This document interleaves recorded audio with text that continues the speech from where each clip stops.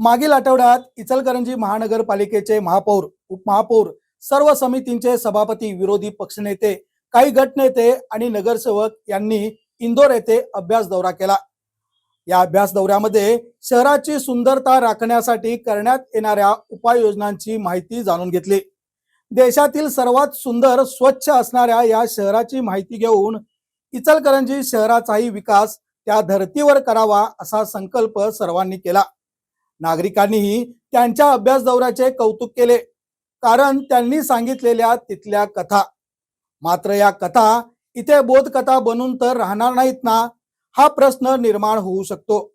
कारण महानगरपालिकेचे महापौर यांच्या समोर आता एक मोठे आव्हान असणार आहे, ते म्हणजे घनकचरा व्यवस्थापन। इचलकरंजी शहरामध्ये गेल्या वर्षभरापासून कचरा उठावावरून बोजवारा उडाला आहे। वेळेत कचरा उठाव होत नाही, घंटागाड्यांची झालेली दुरवस्था, कचरा गोळा करणाऱ्या कंपनीचे बिल थकीत असल्याने कर्मचाऱ्यांचे बिल थकवले जाते, त्यामुळे वारंवार कर्मचारी काम बंद आंदोलन करतात। तर कचरा विलगीकरण करून त्यावर प्रक्रिया करणाऱ्या कंपनीचेही 2 ते 2.5 वर्षापासून बिल अदा केलेले नाही, त्यामुळे त्यांच्याकडून वारंवार वीज बिल भरणा होत नाही। कर्मचाऱ्यांचे वेतन वेळेवर दिले जात नसल्याने लाखो टन कचऱ्याचा ढीग साठून राहिला आहे।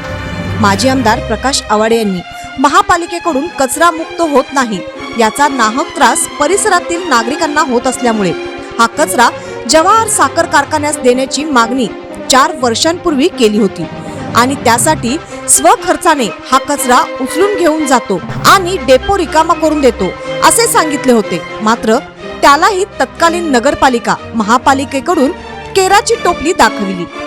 सर्वसामान्यांची कामे मार्गी लागावीत म्हणून मला तुमचा प्रतिनिधी म्हणून निवडून दिले आहे, त्यामुळे तुमचे प्रश्न मार्गी लावणे हे माझे कर्तव्यच आहे। या भागात नेहमी भेडसावणारा कचरा डेपोचा प्रश्न नजीकच्या काळात मार्गी लावून जागा रिकामी करून कचऱ्याचा ढीग अन्यत्र हलवण्याबाबत प्रस्ताव देण्याच्या सूचना महापालिका प्रशासनाला केल्या आहेत। कचरा उठाव करणाऱ्या कंपनीचे देणे थकीत, कचरा निर्गमित करणाऱ्या कंपनीचे देणे थकीत, मग शहरातील कचरा रिकामा होणार कसा, हा प्रश्न गंभीर असताना महापौर आपण नेमके कुठून सुरुवात करणार, असा सवाल ज्येष्ठ नगरसेवक मदन कारंडे यांनी केला आहे। मूलभूत गरज म्हणून आपण पाण्यानंतर स्वच्छतेकडे त्या ठिकाणी पाहतोय आणि त्या सगळ्यांच्याकडे दुर्लक्ष करण्याचं काम त्या ठिकाणी आता परवाच इंदोर दौरा त्या ठिकाणी झाला।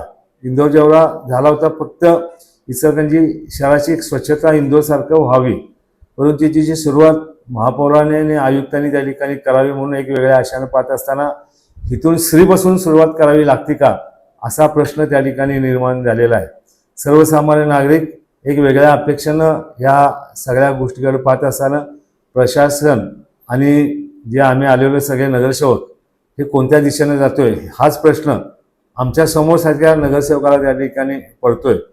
माझी एक जनतेच्या माध्यमातून प्रशासकांचा आम्ही विरोधक म्हणून त्या ठिकाणी काम करत असतो, तर एक प्रखरतेने त्या ठिकाणी काम करेन आणि हे सगळे प्रश्न एक वेगळा प्लॅटफॉर्म म्हणून आणि त्या ठिकाणी सोडवण्याचा प्रयत्न त्या ठिकाणी करेल। आणि साहजिकच हा प्रश्न आता उभा ठाकला आहे आणि ठाकणार देखील आहे, कारण काही स्वयंघोषित सल्लागार यांच्या चौकटीत बसून 2 महिने वाया गेले।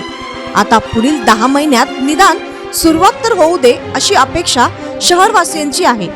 नुकताच उदाहरण द्यायचे झाले म्हटलं तर 1.25 महिन्यामागे कचरा उठाव करणाऱ्या कंपनीशी महापौर यांनी संवाद साधला आणि त्यांना महापालिका व सामाजिक संस्थांकडून मदत करून कचरा उठाव करण्यास मदत करण्यात येईल असे सांगण्यात आले। तोवरच घंटागाडी कर्मचाऱ्यांनी काम बंद आंदोलन केले। याचा ठपका एनडीके कंपनीवर ठेवण्यात आला। 8-10 दिवसानंतर पुन्हा त्या प्रश्नावर तोडगा निघाला नाही आणि पुन्हा काम बंद आंदोलन झाले। दरम्यानच्या काळामध्ये आपल्या भागातूनच स्वच्छतेला सुरुवात करणार असे त्यांनी घोषित केले होते। मात्र त्याची घोषणा ही त्याच महिन्याच्या शेवटच्या आठवड्यात हवेत विरघळली। दुसरा महिनाही संपला, त्यामुळे आपल्याच भागात सुरुवात नाही तर संपूर्ण शहराच्या भागात आता नेमकी कुठून सुरुवात करणार आणि कशी सुरुवात करणार याची उत्सुकता शहरवासियांना लागली आहे।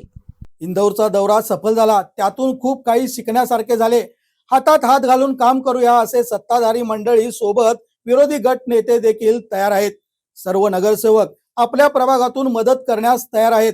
मात्र जोपर्यंत लोकांची देणी भागत नाहीत, दैनंदिन कचरा उठाव करणे आणि घनकचरा व्यवस्थापन रोजच्या रोज होत नाही, तोपर्यंत कोणी कितीही मदत केली तर त्याची विल्हेवाट लागणार नाही.